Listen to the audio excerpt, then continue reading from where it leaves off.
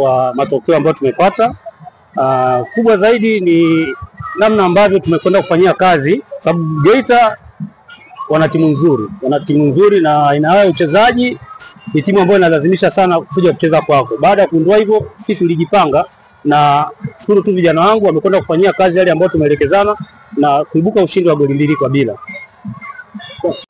Awali yote napenda kumshukuru Mwenyezi Mungu aliyejalia mpaka tumaliza hii mechi salama.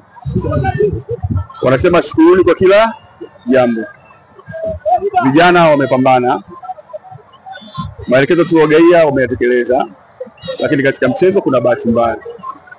Siku haikuwa ya kwetu, siku mbaya kazini, lakini kwa asilimia kubwa ukiangalia performance ya vijana imetokea katika bahati mbaya. Naweza kusema kwamba kwenye kuclear mpira na yale yalotokea mengine ni bahati haikuwa kwetu, lakini wenzetu wamepata nafasi wamezitumia, sisi tumepata nafasi hatukubahatika kubahatika. Kwa hiyo siwezi kuwalaumu sana wachezaji, sana ni washukuru viongozi kwa jitihada waliofanya, ni washukuru mashabiki wetu pale Geita, ni washukuru wachezaji kwa jitihada waliofanya.